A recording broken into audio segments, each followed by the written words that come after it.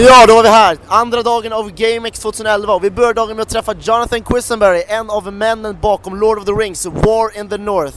Hi Jonathan, pleasure to meet you. Good to meet you. Yes, so we're here, Lord of the Rings, War in the North, a game from this huge, massive franchise.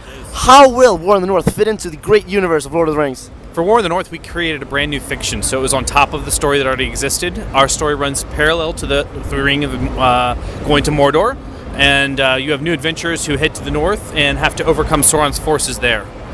So will you actually run into the Fellowship of the Ring? You will. You'll have touch points throughout you'll see the Fellowship in Rivendell, you'll see them in Bree, you'll see them throughout that early campaign, and then you break away and see entirely new areas that you've never seen before. Yeah, so from what you're saying, I can imagine you actually will play through parts, key points from the books or the movies.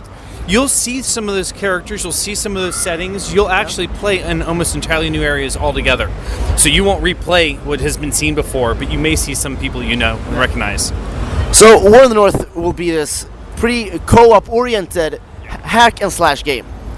What would you say, what defines this game? What puts out of this crowd these generic hack and slash titles? So our game is about cooperation. You're exactly right. Co-op is what it's about. You have to work together or you won't succeed through the game.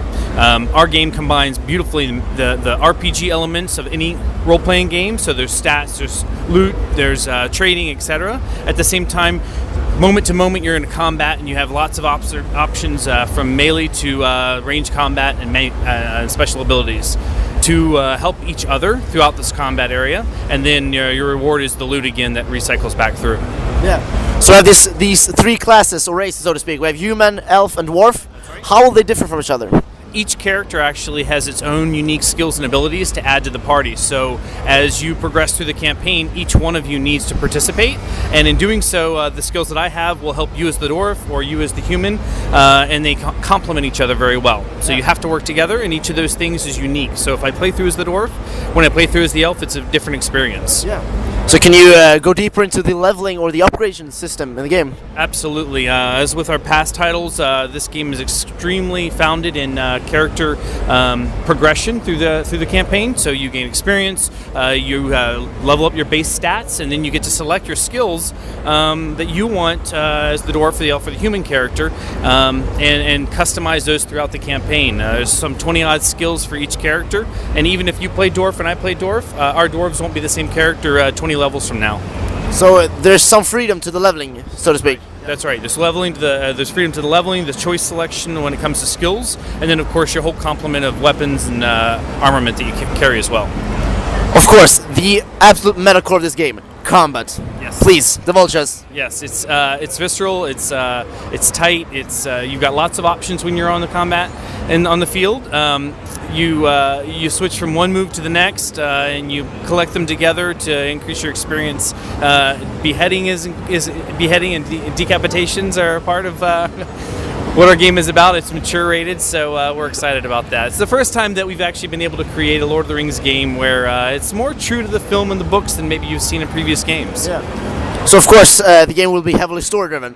Yes. Will there be any other playable modes that doesn't just purely drive the story forward, that allows the players for some free exploration or stuff like that? There is. It's primarily a story-driven campaign. However, there are side quests and areas that you can go to as well to gain more experience. Most of it is a story-driven campaign that you can go back and replay as the different characters, and there's different unlockable areas through there as well.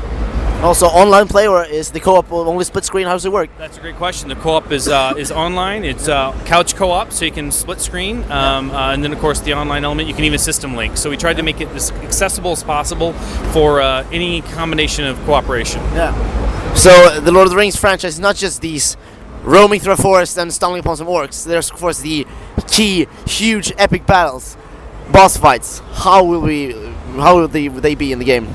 Our boss fights are built around escalation, right? And so as you progress through the game, you would expect as any normal good game to escalate through those and larger and larger. Yeah. The bosses are differentiated, so sometimes you'll need some strategies that are range combat and special abilities. In other cases, it's just blunt force attacks. Yeah. You will be back and forth, but throughout it all three characters have to participate. So you can't have a friend who's not playing and not cooperating with you as a group, or you won't make it through the combat. The bosses are very tough, and you have to work together, you'll die. Yeah.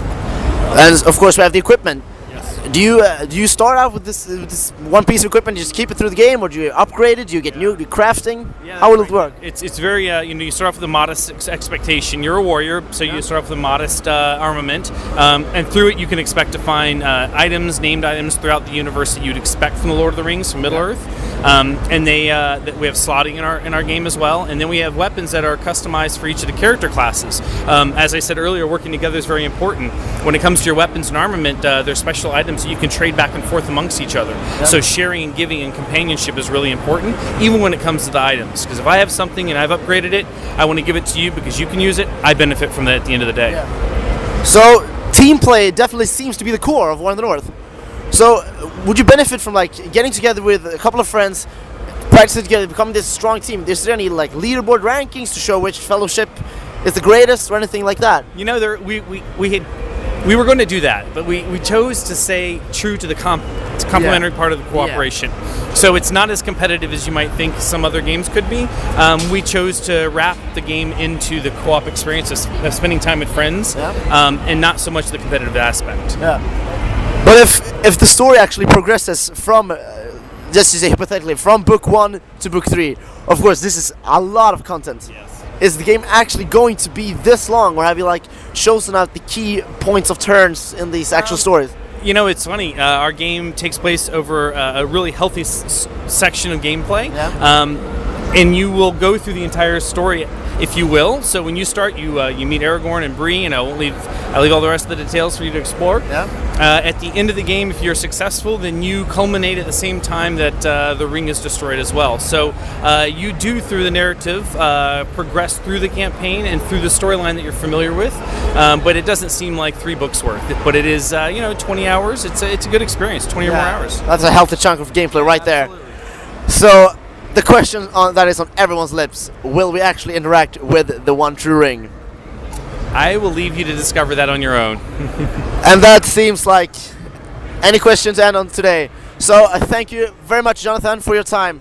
Thank you. And just before you leave us, Lord of the Rings, War in the North will be released when and for what platforms? It's on PS3, 360, and the PC, and it's I think right now in the next week, in November. Alldeles strax alltså, så håll yxan redo för vi är långt ifrån färdiga med Sagan om ringen.